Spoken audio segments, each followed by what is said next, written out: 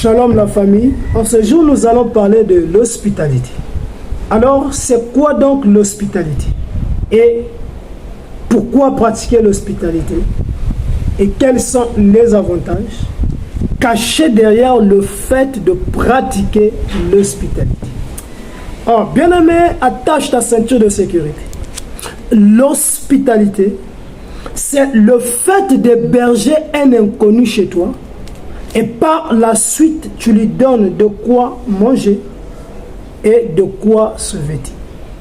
C'est le fait de recevoir un inconnu chez toi. C'est-à-dire recevoir quelqu'un que tu ne connais pas, que tu n'avais jamais vu et que tu n'as jamais rencontré. C'est-à-dire c'est quelqu'un que tu ne connais ni de près ni de loin. C'est quelqu'un dont tu ne maîtrises point les origines. C'est quelqu'un dont tu ignores sa famille, mais tu le reçois quand même chez toi. Tu l'héberges, tu le nourris et tu le donnes de quoi se vêtir tout le temps qu'il sera chez toi. Donc c'est quelqu'un, quand tu le reçois chez toi, tu lui donnes à manger sans que cette personne-là ne puisse contribuer moyennant un franc ou un euro pour le manger. Et sans que la personne ne puisse contribuer au paiement des factures, ni même au paiement du loyer. Mais tu reçois cette personne-là de bon cœur et tu décides de le nourrir et de le donner de quoi se vêtir sans que tu n'aies un intérêt derrière. Donc c'est ça l'hospitalité. C'est lorsque tu reçois quelqu'un que tu n'as jamais vu, que tu ne connais pas et tu l'héberges. Et sans que tu ne te poses les questions du genre, si peut-être il est venu pour une mission, peut-être qu'il est là pour te faire du mal, ou peut-être qu'il est là pour voler quelque chose chez toi. Non, tu laisses tout ça. Tu ôtes le négatif ou les pensées négatives et tu laisses tout simplement la place à la pensée positive où tu dis que c'est une personne en difficulté, je veux l'héberger chez moi pendant un temps et jusqu'à ce que cette personne aura peut-être les moyens pour aller chercher ailleurs. Mais tout le temps qu'il sera là, tu décides de l'héberger et tu décides de le nourrir et de le donner à, c'est-à-dire tu lui donner c'est-à-dire que de quoi se vêtir. Voilà un peu l'hospitalité. Mais quel est donc l'avantage ou quels sont les avantages de pratiquer l'hospitalité? Oh bien aimé, j'aime la Bible et là je m'en vais te donner un cas pratique biblique et tu vas voir avec moi quels sont les avantages de pratiquer l'hospitalité. Et sans plus tarder, nous allons partir dans le livre de 2 Rois, chapitre 4, du verset 8 au verset 17. Et ensemble, nous allons voir c'est quoi l'hospitalité et quels sont les avantages de pratiquer l'hospitalité. Alors, dans le livre de 2 Rois, chapitre 4, verset 8 à 17, la Bible nous parle d'une femme. Et la Bible dit que cette femme était de Sunem. Et raison pour laquelle la Bible l'appelle ou la qualifie la femme sunamite. Et la Bible dit au verset 1 que c'était une femme de distinction. Dans d'autres versions, on pourra dire femme de révélation. Et qui dit femme de distinction, qui dit femme de révélation, ce sont des femmes bien-aimées qui ont su impacter leur génération. Ce sont des femmes qui pratiquent le bien. Et ce sont des femmes investies dans les Écritures. Ce sont des femmes, bien-aimées, très respectées ou respectées, que beaucoup de gens respectent. Voilà. Et ce sont des femmes également qui savent reconnaître les bienfaits et qui savent aussi reconnaître les anciens. Or, ce sont des femmes, bien-aimées, remplies d'amour, de paix, de miséricorde et de compassion. Et donc, la Bible nous enseigne que cette femme-là était mariée et son mari avait beaucoup de biens, ils possédaient des hectares, ils avaient beaucoup d'argent, ils avaient beaucoup de châteaux, mais seulement ce foyer avait un problème, c'est que ce foyer n'avait pas d'enfants. Donc lorsqu'on partait chez eux, on pouvait tout voir là-bas, mais sauf un enfant. Et donc dans cette maison, les assiettes ne se cassaient pas, aucun bébé ne pleurait, et il n'y avait pas aussi de couches à jeter. Mais la Bible dit, malgré tout ça, cette femme pratiquait le bien, parce que la Bible l'appelle femme de distinction. Or, je m'en vais rapidement pousser le pion plus loin pour te parler également de Dorcas Tabitha, une femme de distinction également, qui possédait des moyens, mais la Bible mentionne, tout ce qu'elle avait n'était pas pour elle seule, mais elle partageait avec les autres, et elle donnait aux veuves. Donc, toutes les femmes qui étaient négligées par leur famille, elle était là pour toutes ces femmes. Elle soutenait ces femmes-là. Et tout ce qu'elle avait, elle le mettait au service des autres. Donc, c'est ça qu'on appelle femme de distinction. Oui, bien aimé, donc, pour le cas de la femme sunamite, elle n'avait pas d'enfant, mais elle avait quand même des biens. Et la Bible dit au verset 8 que Élisée passait par Sunem. Et il y avait là une femme de distinction qui le pressait d'accepter à manger. Et toutes les fois qu'il passait, il se rendait chez elle pour manger. Donc la Bible dit que le prophète Élisée avait l'habitude de passer par Sunem. Et à chaque fois qu'il passait dans Sunem, il passait toujours à côté de la maison de cette dame, ou là où se situait le château de la dame. Et lorsque la dame voyait l'homme de Dieu passer, elle sentait quelque chose qui la disait d'inviter cet homme chez elle. Oh bien aimé, à chaque fois que Élisée passait, elle invitait le prophète chez elle et elle pouvait faire à manger pour le prophète sans que le prophète ne donne quelque chose en retour. Et elle le faisait sans intérêt. Mais elle voulait tout simplement recevoir l'homme de Dieu, lui donner de quoi manger. Mais quelques temps après, elle s'est dit en elle-même, le fait que je le nourris, le fait que je lui donne à manger, ce n'est pas suffisant. Je veux aller plus loin. Je veux pousser le pion plus loin. Alors, qu'est-ce qu'elle va faire? Le verset 9. Elle dit à son mari, voici, je sais que cet homme qui passe toujours chez nous est un saint homme de Dieu. Ah, c'est là où on dit que c'était une femme de révélation, parce qu'elle était connectée au prophète. Ah, je ne sais pas si je parle à quelqu'un. Et le verset 10, elle va proposer à son mari, faisons une petite chambre haute avec des murs et mettons-y pour lui un lit, une table, un siège, un chandelier, afin qu'il s'y retire quand il viendra chez nous. L'homme dit, c'est une bonne idée. Donc la femme se dit, le manger ne suffit pas, mais je pense que deux fois il est épuisé, ou après avoir mangé, deux fois il est fatigué. Donc je préfère aujourd'hui qu'on puisse lui donner un toit, une place où il va dormir, où il va se recueillir, où il va se reposer, et par la suite, il pourra mieux continuer son chemin. Oh bien-aimé, c'est une femme de révélation, c'est une femme de distinction. Le mari aussi a accepté, et ils ont bâti cette maison, s'il faut que je le... Si tu me permets de le dire comme ça, alors l'homme de Dieu, en passant par Sunem, au verset 11, Élisée étant revenu à Sunem, se retira dans la chambre haute et y coucha.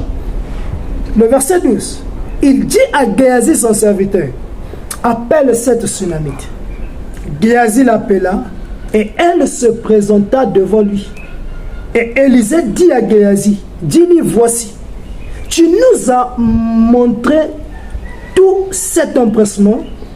Que peut-on faire pour toi? Faut-il parler pour toi au roi ou au chef de l'armée? Elle répondit, j'habite au milieu de mon peuple. Mais le prophète dit, mais cette femme-là nous fait tellement du bien. Elle nous donne de quoi manger, de quoi se vêtir, une place pour dormir. Mais elle le fait pour quel intérêt? Est-ce qu'elle veut qu'on aille parler au président pour elle? Est-ce qu'elle veut qu'on puisse consulter le roi pour elle? Est-ce qu'elle attend quelque chose en retour? Non, la femme a dit, je n'attends rien.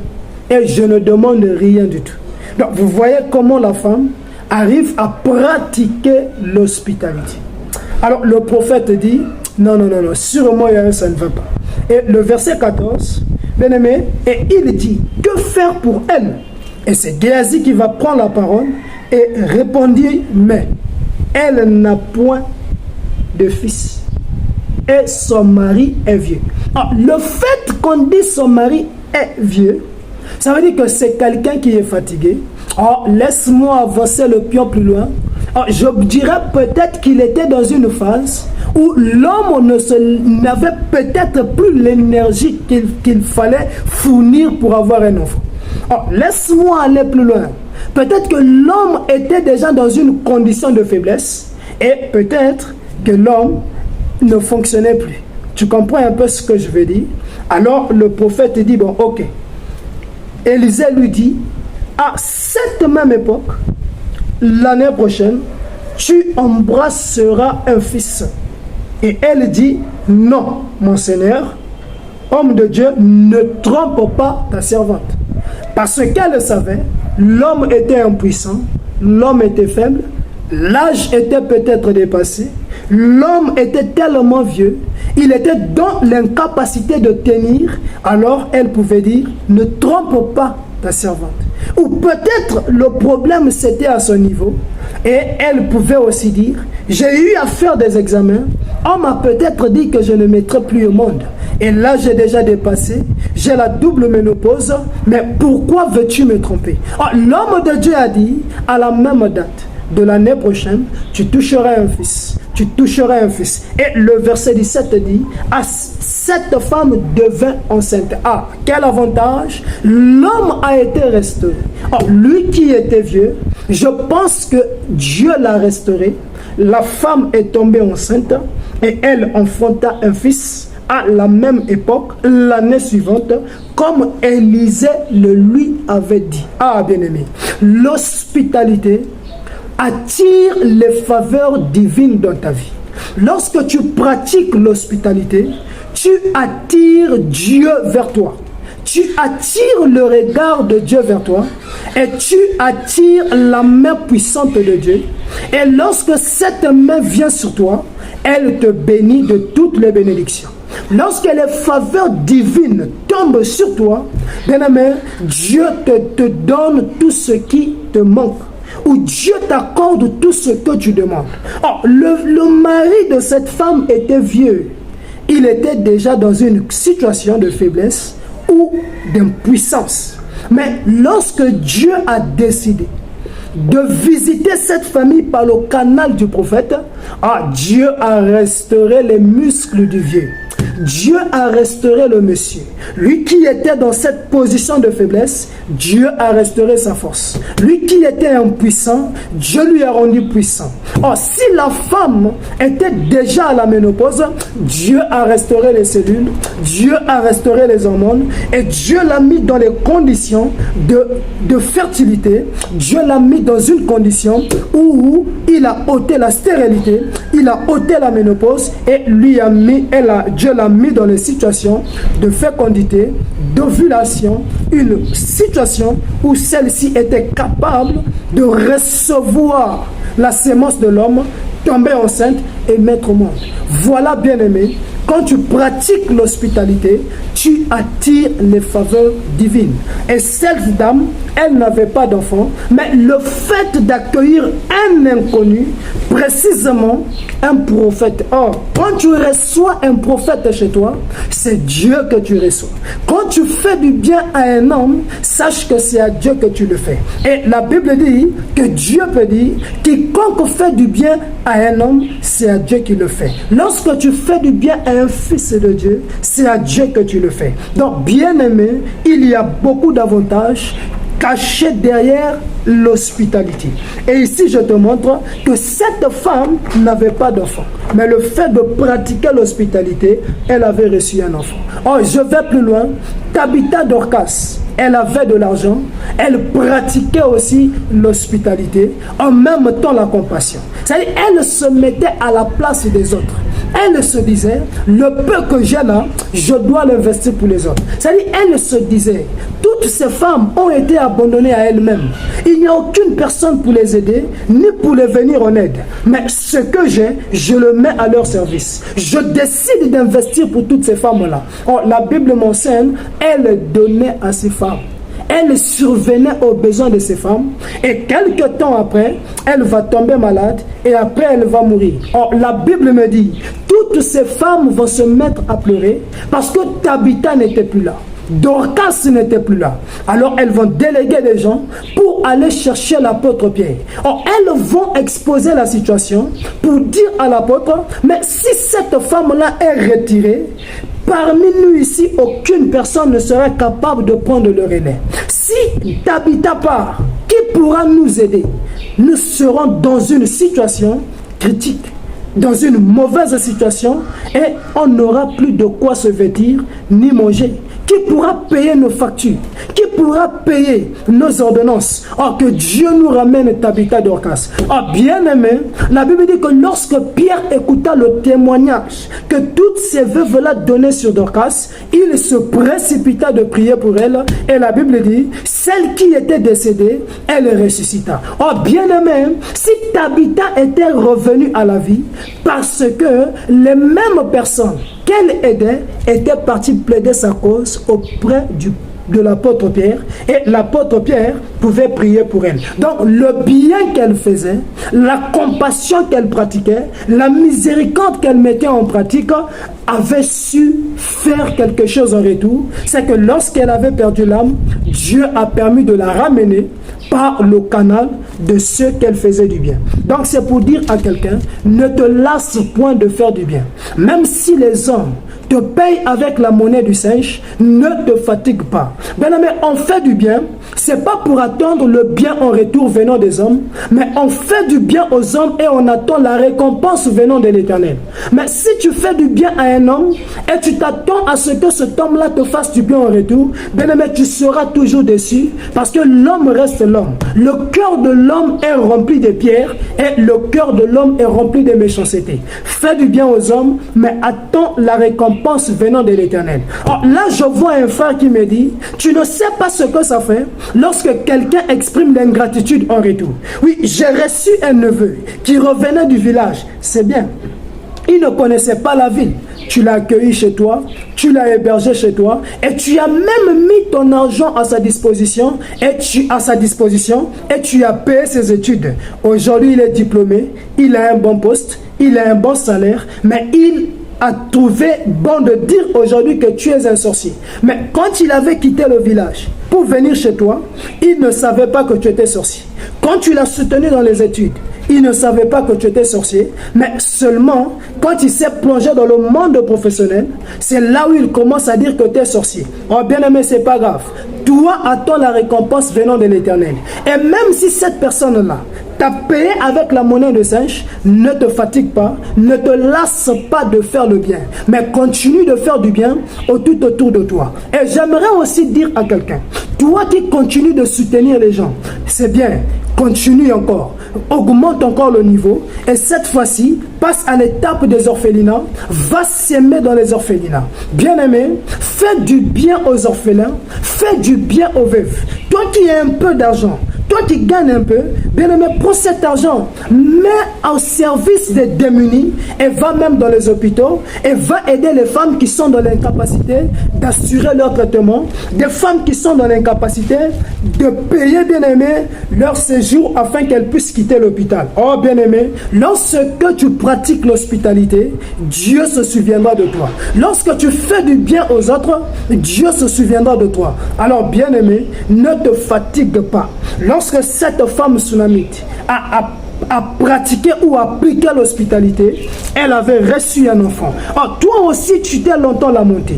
Tu cherches un mari, tu ne trouves pas. Un travail, tu ne trouves pas. Oui, tu as cherché les délivrances par tous les moyens. Pas de délivrance par rapport à ta situation. En ce jour, je te présente un moyen très simple et très pratique, c'est mettre en place l'hospitalité.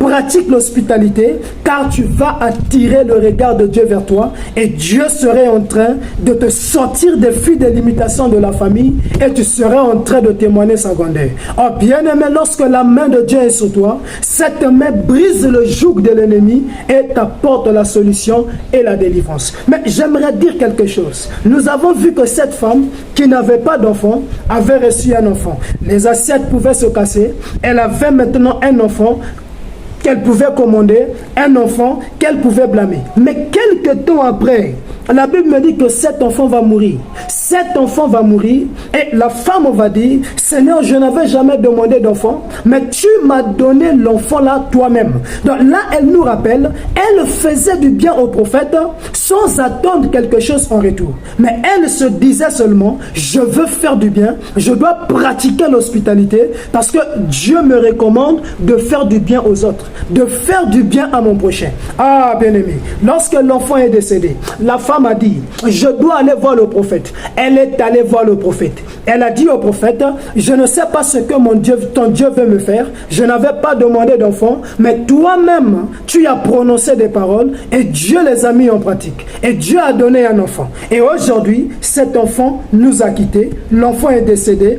L'enfant vient de mourir. Bon, maintenant, que dit ton Dieu? Parce que moi, je n'avais rien demandé. Alors, moi, je laisse mon sort entre vos mains. Oh, bien aimé, mais avant que cette dame puisse n'aille rencontrer le prophète, la Bible me dit, dans la même chambre qu'elle avait pu construire pour le prophète, précisément dans le même lit où dormait le prophète, la Bible dit, elle avait déjà pris son garçon, elle avait pris son fils, elle était partie déposer son fils dans la même chambre, dans le même lit où dormait le prophète. Alors bien aimé, je ne sais pas si tu comprends, raison pour laquelle la Bible dit que c'était une femme de distinction, c'était une femme de révélation, ce n'était pas n'importe qui, bien aimé, mais c'était une femme qui marchait avec la foi. Or, la Bible me dit, le prophète, quand il a regardé la femme, il a dit non, je dois partir là-bas. Regarde un peu les occupations du prophète, mais le prophète a abandonné toutes ses occupations pour aller vers la dame. C'est pour te dire une chose, lorsque tu pratiques l'hospitalité, tu attires non seulement les faveurs divines, mais tu attires les hommes également vers toi, parce que plus tu fais du bien, attends-toi aussi à récolter le bien. Or, la Bible dit, quiconque sème abondamment, récolte abondamment. Quiconque sème peu, récolte peu. Mais cette femme-là a sémé le bien et elle a récolté le bien. Elle a sémé abondamment, elle a récolté aussi, bien aimé, une grande récompense. Alors le prophète a laissé tout ce qu'il faisait. Alors le prophète se précipita d'aller chez la femme. Et vous connaissez l'histoire. Arrivé sur place, le prophète est automatique à demander où se trouvait l'enfant. On a dit que l'enfant était dans sa chambre. Et quand il est allé dans la chambre, la Bible dit qu'il se coucha sur l'enfant et l'enfant ressuscita. Ah, bien-aimé. Ah, l'hospitalité a la capacité de restaurer, de ressusciter tout ce que tu as perdu, tout ce que l'ennemi t'a volé. Dieu est capable de tout restaurer. Oh, bien-aimé, la restauration, la résurrection sera ton partage lorsque tu mettras en pratique l'hospitalité. Donc, bien-aimé, elle avait récupéré ce qu'elle avait perdu, son fils bien-aimé. C'est pour te dire également la santé que tu as perdue. Dieu peut restaurer ton état de santé par le fait de pratiquer l'hospitalité. Dieu peut te donner ton boulot à nouveau par le fait de pratiquer l'hospitalité.